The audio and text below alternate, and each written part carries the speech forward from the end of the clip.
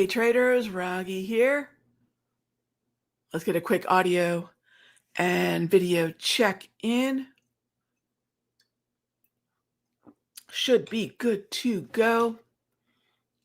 All right. The whole gang's here. Awesome. Happy Wednesday, everybody. We're cruising into the end of August. Good riddance. Good riddance to the low volume summer doldrums, which are most intense the last 2 weeks of this month. And then also we want to keep an eye on the last 3 trading days of this month, which would be today, tomorrow, and Friday. And then we go into a 3-day weekend, and I practically forgot about that. So we have this 3-day weekend coming up, and there usually tends to be a little bit more selling going into a long weekend, mainly because, remember, the markets are going to be open on Monday, just not in the US. And then there's the concern about all the things that could happen over the weekend.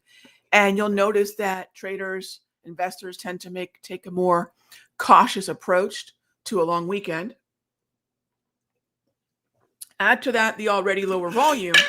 Oop, I think I'm just putting my, I make a morning lemon drink. You can't all see it because not everyone's on camera. Tell you what, it's a nice way to start the morning. I haven't been doing coffee. So I have not been doing coffee, believe it or not, until afternoon. So this is see, they're total transparency. This has been uncaffeinated Raghee every morning. All right.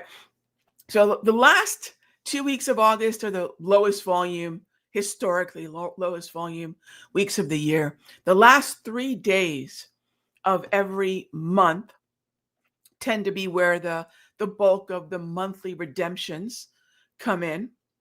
So there's a little bit of tendency, right? I'm not saying this is a prediction. I'm not saying this always has to happen, but there's a tendency for a little bit more weakness. And if you think about it, if you're going to take redemptions from your long-term investments, your long-term holdings, it's definitely something that people tend to do at the end of the month. And then if they're going to reinvest, it's usually the first 3 days of the new month. So it's just a rhythm that we want to be aware of. Specific to where we are today, we always want to know. So think about it. What do? We kind of zoom out to the tendency of the month and the tendency of the couple weeks, and then the tendency to where we are in the calendar. If this were heading towards the third Friday of the month OPEX, we'd again kind of look out the big picture, hone in on whether it be Pitbull lows, whether it be the OPEX Friday. Again, we want to know where we are specific to the month, because every month has a rhythm, and every month within the year has a rhythm too. And then we dial down to the day. So today we had no hot zones before the bell, no 8:30, no 9:15 data. We have crude oil inventories at 10:30, and just before 10:30, just before break, and I'll keep an eye on the clock, I'll walk you all through the hot zone setup. And this is not specific to crude oil, but it's a day trade setup you can use in front of any high impact event. Any high impact event is going to be, of course, more volatile and potentially higher risk, but there are some ways to mitigate that risk and find zones going into any hot zone. So while I'll show it to you all with 10:30 crude oil inventories, you can do this with GDP on Thursday. You can do this with PCE on Friday. You can do this in front of initial claims, anything. But remember, it is a hot zone. So we're expecting higher amounts of volatility. I'll show you how we manage that. Tentatively, I still don't see a time for it, but supposedly Barkin will be speaking at some point. Don't know when. It's just tentative. And just a reminder, any of these events are usually speeches, and Barkin is the Reserve Bank of Richmond, Thomas Barkin. He's the president, and he'll be speaking on some title about commerce. Don't know when that's going to be. I don't expect that to be a major market mover, but anytime an FOMC member opens their mouth, it's a thing. And speaking of that, FOMC member Williams spoke this morning on CNBC. So this is where having a calendar is really important. And I don't at all recommend using television, but if you want to use it in a news capacity, as soon as I see an FOMC member on the television, or the dumb box, as my mom calls it, I'll pay attention, because that could be especially a current Fed member, right? Not one who's been invited as a guest who was a previous Fed member. And no surprise, they're circling the wagons. They're emphasizing Fed independence. They're defending, whatever Fed member might be under pressure. And I expect that, right? That's their gang, and they're going to protect their gang. I get it, right?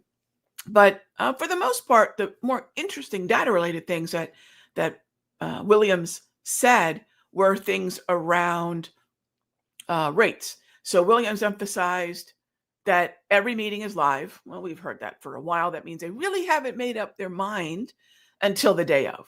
Okay, fair enough. That's not new news. He emphasized wage inflation as an important metric to the jobs market, and that the job market growth is slow.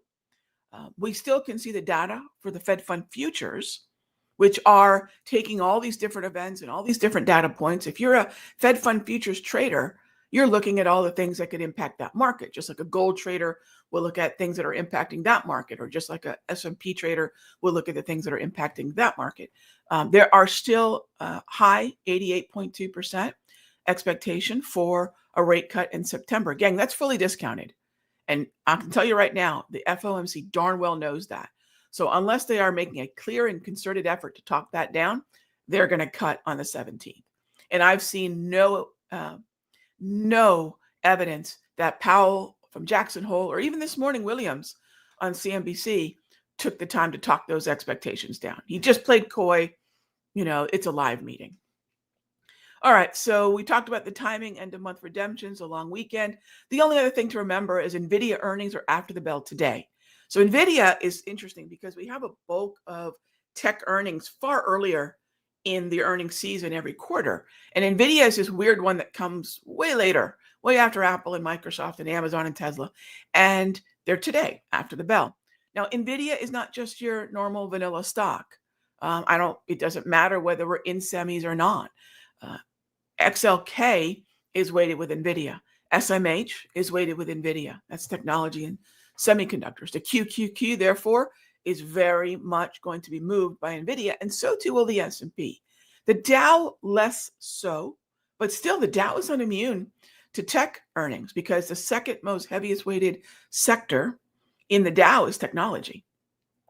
So nothing really, but maybe the Russell or financials or things like that are really immune to this event. And if there's general risk off, in other words, NVIDIA earnings miss and NVIDIA heads lower, that could create far more impact beyond just NVIDIA. We know this. This is why we track high concentration weighted names, and NVIDIA clearly is one of them. So getting into the pre-market, there was an unusual sell-off even before Williams was on television, unless it was scheduled and people sold off in front of him going live he was on CNBC, by the way. All four indices sold off during the 825 5-minute candle, and they headed right towards the overnight low. And that's a level that we can presume is support based on the previous non-9:30 to 4 o'clock trading hours. So overnight high, overnight low, overnight open. And then we also look at the previous session close. So interesting that we moved down that way. This is what NVIDIA has been doing this morning. And you can see NVIDIA started selling off at 825. So clearly there's some impact there. Gold is actually in an uptrend. You'll see that in the notes there. So I might be interested in a long setup in gold. Despite the weakness in the broader averages, which are below the previous session close, none of them are in downtrends except for the Russell. So here at 929, RTY is in a downtrend. So I'll focus on the trends first. That's the best directional clarity that we have. And then just kind of remind everybody, everything we do, whether it's day trading for the next hour, or whether it's swing trading, which we'll do the hour after that, or even our long-term account growth, it's still process, alignment, directional bias. What's process? Well, in a lot of ways, process is the combination of watch list building, what we're going to trade, and then strategy, how we're going to trade it. So what we're going to trade and how we're going to scan it, that process part, leads into alignment. And at the end of the day, once I look at the sectors that are weighted within each index, and then I can single in on the stocks that are relative performers within that sector, right? So it's a very easy flow. Then I'm going to remember that the sector is ideally moving with the index and the stock is ideally moving with the sector. That's alignment. That's where we get that better follow through. And I kind of put some groupings here for those of you that are still kind of getting the hang of what sector belongs to which index, right? And then once you know the sector, you can head on over to ETFDB, take a look at the top 5 to 10 stocks and know, oh, if we're looking at XLF, that's Berkshire, JP Morgan, Bank of America, Visa, Wells, Morgan, Citi, things like that. So it's a pretty easy flow if you focus on that type of alignment that's geared towards understanding and following the indices, right? I'm not looking at a niche. I'm not looking at a one-off stock. I'm not looking for a clean shirt in the dirty laundry, right? Okay, so, I just sometimes remember this great, who's seen, I think it's Bull Durham. Who's seen Bull Durham? It's been a very long time since I've seen it. It's not a particular favorite movie of mine, but there's a great line in it. And I kept this image, and I know I have it somewhere. But there's this great line in the movie where Kevin Costner's character says that, and I will find it later on, but basically says that baseball is a really simple game. For those of you that don't know the movie, don't worry. It's about baseball. Kevin Costner's done a lot of baseball movies, hasn't he? And they're all really pretty good. Here it is. He says baseball's a simple game. And I don't know how many of you are baseball fans out there. A good friend of mine used to say, this is a very simple game. You throw the ball, you catch the ball, you hit the ball. Sometimes you win, sometimes you lose, sometimes it rains. That's trading, gang.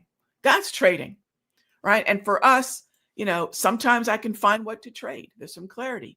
And sometimes there's clarity about which direction to trade it. That's a trend or bullish chop versus bearish chop.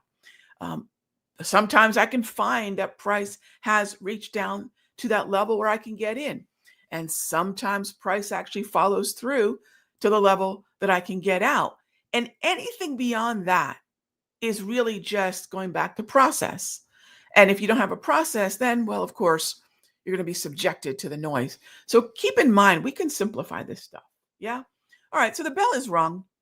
And from 9:30 to 9:35, really important task. You ready?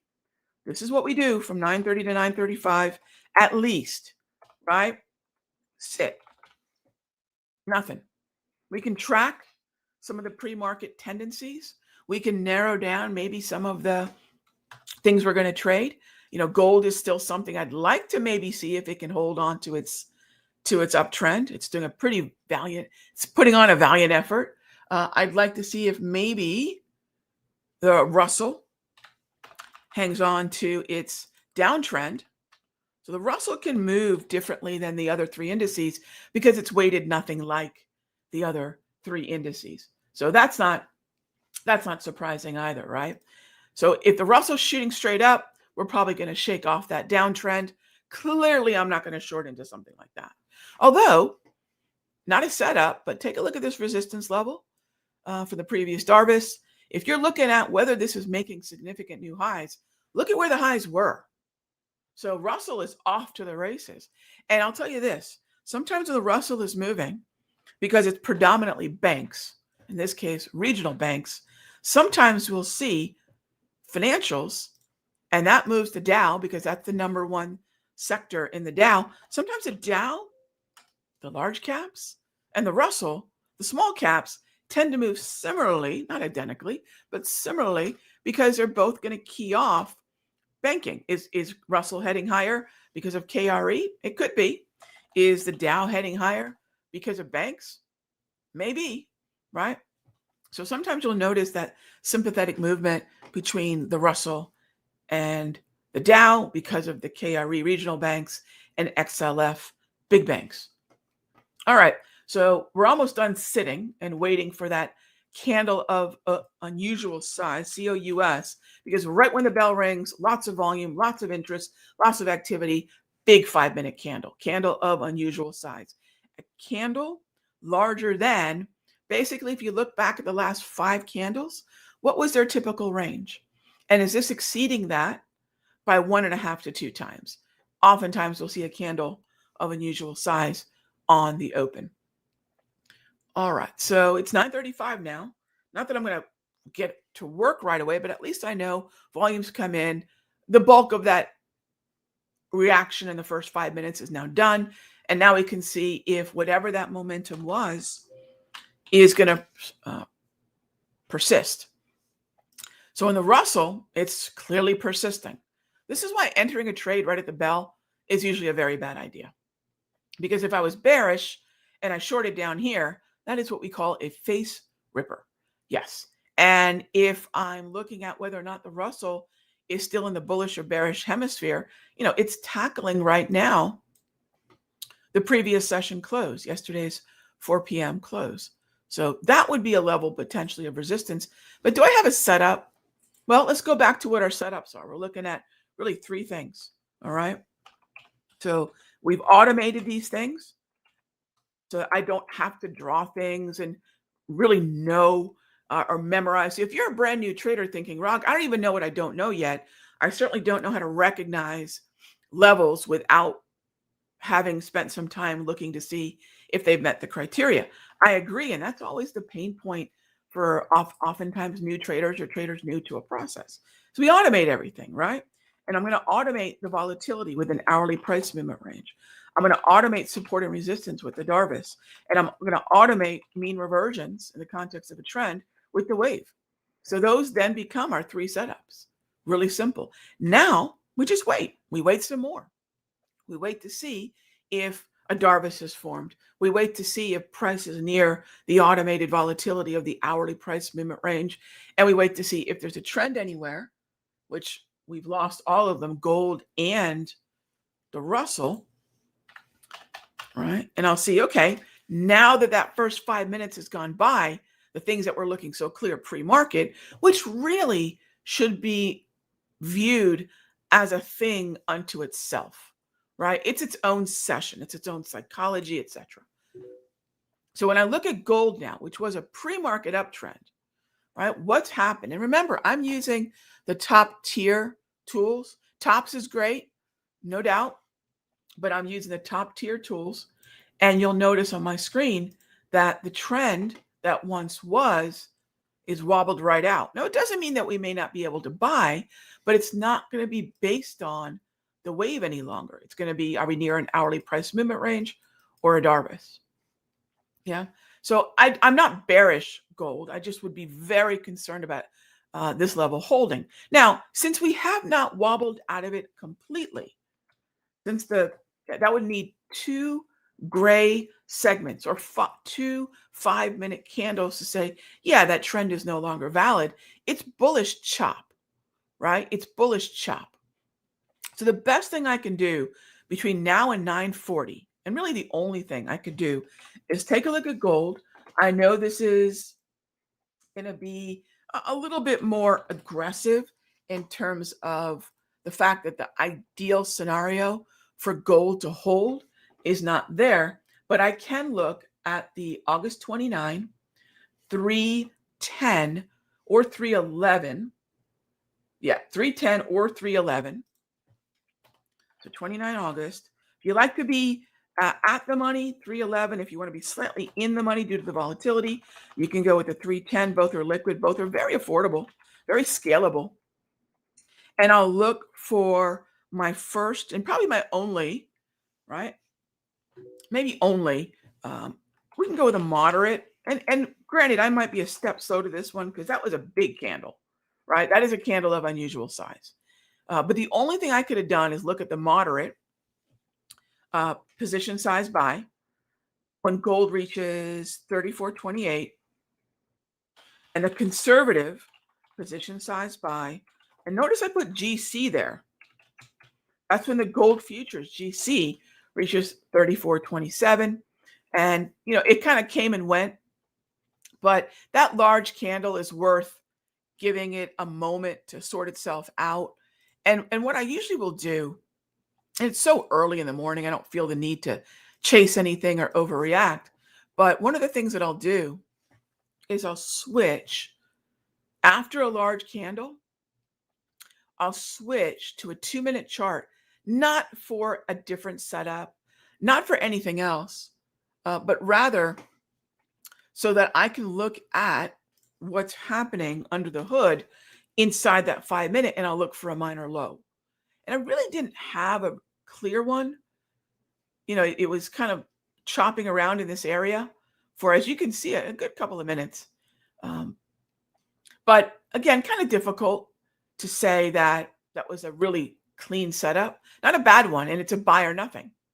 And frankly, still is a buy or nothing. But now, look at this. We're starting to develop a Darvis, and we've confirmed the trend is no longer valid. That's okay. It's still actually a buy. And it's actually not that different. So I'm going to update this. It's only been 2 minutes. I'm going to update this and say, look, if gold gets down, having lost the trend, I'm okay with 34.27 and a half or dot six. And then the low of this range, 34.26.7. So you notice it's not that different, but it is a different tool because we have a different structure. Okay, it's a different tool because we have a different structure. So now I'm going to plan to scale out when gold reaches 34. What is this? 34.30. There you go. That's the plan. And this is a Darvis setup. So it was initially a wave setup, mean reversion, need a trend, lost the trend. But in the meantime, you notice how something else, one of our automated setups formed, and that is the Darvis. So this is actually a Darvis setup. Pretty cool. And that's how we're going to continue to proceed through the morning. We'll look for more examples of where there's a trend. We'll look for more examples of where we have a level. Let's take a look at Josh. Yeah, crude oil. Yep, let's take a look at that. The biggest hang up I have on gold is, and I am going to mention this in the notes, it's below the pre-PSC.